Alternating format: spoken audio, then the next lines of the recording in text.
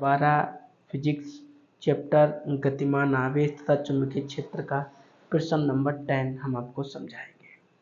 ठीक है, तो सबसे पहले क्वेश्चन को पढ़ते हैं और देखते हैं क्या क्या क्वेश्चन में हमें दे रखा है, क्या क्या हमसे पूछा गया।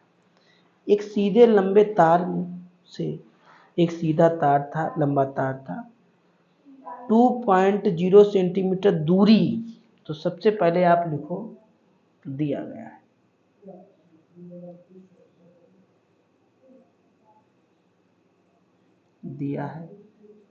जो दूरी होती है ना उसे r से लिखते हैं।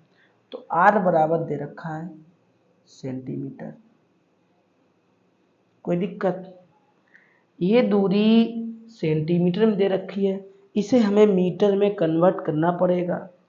तो कन्वर्ट करने के लिए क्या करना पड़ेगा? 100 का भाग देना पड़ेगा, कोई दिक्कत? दशमलव हटाया, 0 बढ़ाया, तो 20/1000 हो गया। इसे काट दो तो क्या बचेगा?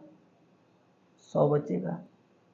इससे 100 को आप ऐसे लिख सकते हैं, इसे जब आप ऊपर ले जाएंगे तो किसका हो जाएगा? माइनस का,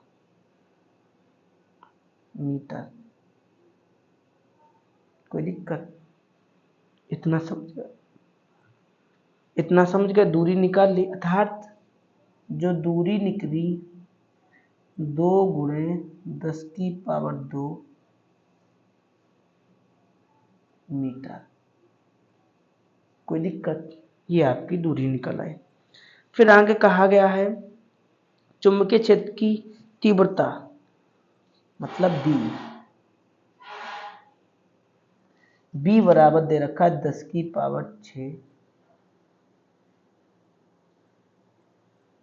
टेस्ला। धारा की गणना करना, आपको वैद्युत धारा I का मान निकालना है। कोई दिक्कत? इतने में कोई दिक्कत नहीं होगी। आपका सूत्र होता है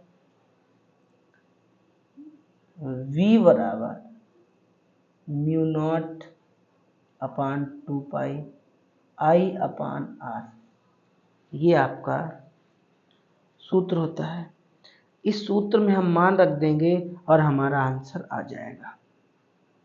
ठीक है, चलिएगा रखते हैं मान और लगाते हैं। तो आपको V का मान कितना दे रखा है? 10⁶। तो B की जगह पे 10⁶ लिख लें। μ0 का मान क्या होता है? 4π × 10⁻⁷। I का मान आपको निकालना है, तो I को ऐसे लिख लो। R का मान आपके पास कितना है? ये लिखा है 2 × 10⁻⁻। कोई दिक्कत? और अपान में लिखा है 2π, तो 2π लिख लें। कोई दिक्कत? इतने में कोई दिक्कत नहीं होगी। B का मान था, ये लिख लिया। μ0 का मान था, ये लिख लिया। 2π कैसे तल, I का ऐसे तल लिया, R का मान ये लिख लिया। कोई दिक्कत? कोई दिक्कत नहीं। इसे तो ऐसे लिख लो, 2 एकम 2 दूना 4, पाई से पाई कट गई, और काट दो, चाहे रुक जाओ भी, काट दो, नहीं तो ये 2 से ये 2 काट दो। ठीक है, क्या बचा आपके पास? 1 × 10⁻⁷ और I/10⁻²। यही तो बचा आपके पास। ठीक है भाई, 2 से काटा, 2 दूना 4, 2 बचा, 2 से 2 ये काट दिया। अच्छा, अगर इसे हम ऐसे लिख लें,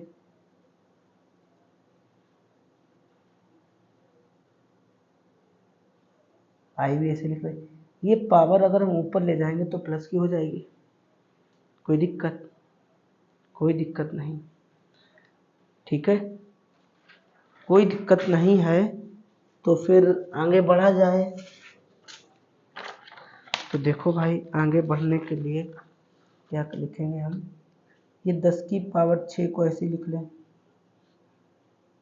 1 को ऐसे लिख लिया, 10 की पावर 7 को ऐसे लिख लिया, आई को ऐसे लिख लिया, 10 की पावर 2 को भी ऐसे लिख लिया।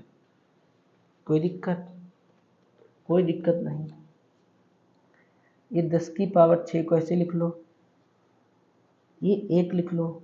ये 10 की पावर 7 है, 10 की पावर 2 है, तो घटाओगे तो 5 बचेगा, और गुणे में आई है तो आई लिख लें। कोई दिक्कत? कोई दिक्कत नहीं। अच्छा, गुणा करो, चाहे 1 लिख लो चाहे छोड़ दो, ठीक है। अच्छा, ये चीज़ जो गुणांक में होती है वो कहाँ आती है? अपान में आती है।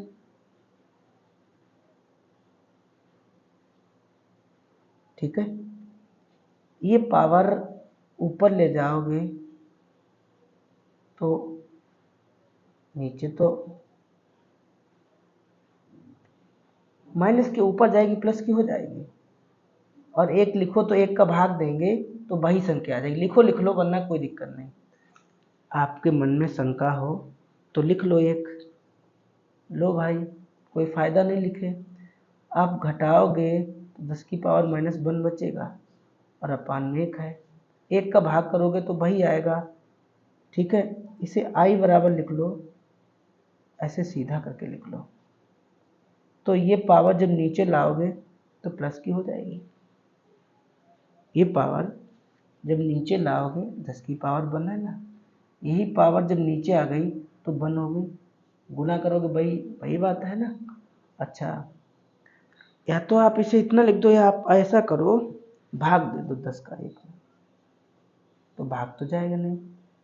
0 पॉइंट लगाया, 10 एकम 10, तो 0.1। विद्युत धारा का मतलब क्या होता है? एम्पियर। ठीक है, देखते हैं क्या इतना आंसर हमारा आया या नहीं आया। लिखा है देखो। तो आशा है, उम्मीद है कि आपको क्वेश्चन समझ में आया होगा। मिलेंगे आपको अगले क्वेश्चन में, तब तक के लिए आप क्वेश्चनों को फेयर कीजिएगा। ठीक है।